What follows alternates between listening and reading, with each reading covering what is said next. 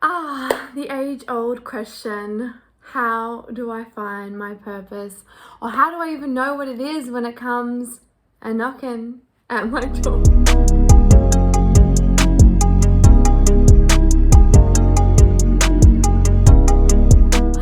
I feel you.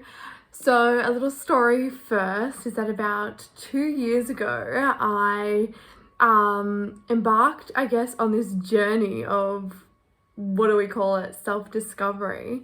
And I was working in actually the fashion industry. I ran my own label.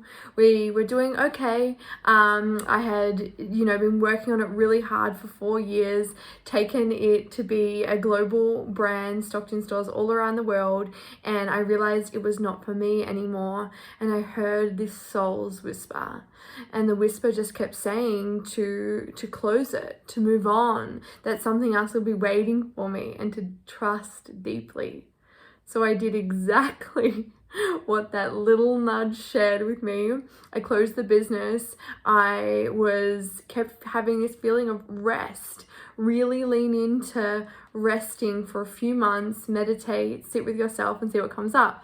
So I did that, and then I started getting all these hits of what I could do in this new business. And I end up having this really deep, I guess, awakening around my psychic abilities, around my medium abilities, and I just started to practice them. I let them come through. I realized then I could also most likely start sharing with others how to start their own businesses after my experience in the fashion industry. And then I just practiced. I took time. I didn't look. It's that old cliche of like, it found me, yeah? And I was free to change my mind. So I'm going to break this down in a way that you can do the same. That's a really quick synopsis of how it worked for me. But for you, I want you to think about section 1. Getting out of your own way. Get out of your way. So imagine you're in the driver's seat of your life, right? And we're told to be there most of the time. But imagine getting out of the driver's seat, going in the passenger seat, or even just chilling in the back seat, eating an ice cream, and allowing the universe, God, higher powers, whatever that it is to you, to sit in the driver's seat and let it show you the way, allowing divine guidance literally to work through you. And yes, this takes a profound amount of trust and a lot of trial and error, to be really honest. And remember, excitement will leave you clues. So if stuff's feeling good or exciting or even just terrifying and way out of your edge, that also probably means it's for you. So there's quite a few ways to actually know this, which is pretty cool. Some questions I know I ask myself is, how do I want to serve? But moreover, how do I make this more about me and less about what I think people need? Because here's the thing, sometimes we can get really caught up in like, what do people need? Do they need a relationship coach or a this or a that?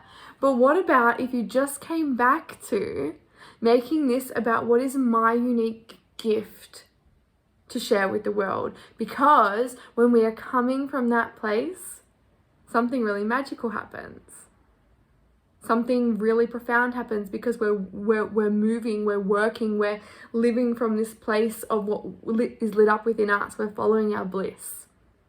And the universe responds to that. It can only respond to energy, remember that. And I always ask myself, what if I had a childlike curiosity?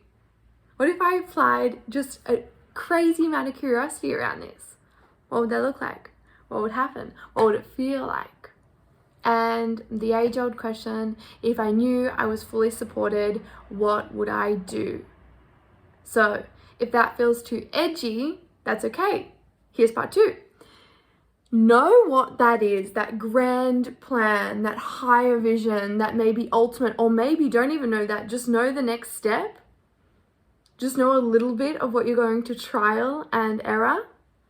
And then how can you create some systems and some structures around that? So that might mean systems might look like making an intro product, doing some free sessions. I did free sessions for 3 months when I started this, and I learned so much.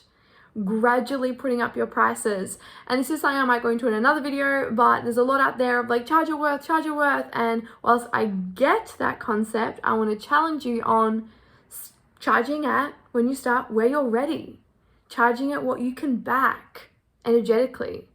My sessions were $50 when I started, and that's okay. They're free, and then they're $50. You're figuring it out. It's all good. So also asking, what can I try while I'm figuring it out? So what other things could I just try?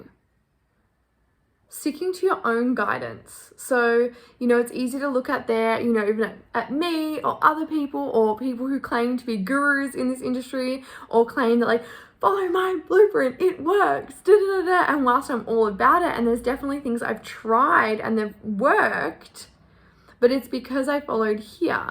I was like, that one feels really good to me. I'm going to give that one a really good go. Not because I was desperately looking for something outside of me. And stop procrastinating. It's just the harsh truth. Take action, take action, take action. Stop procrastinating. Allow yourself to move on and start doing it. Get yourself out there.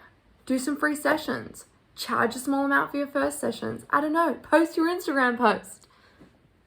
Do it.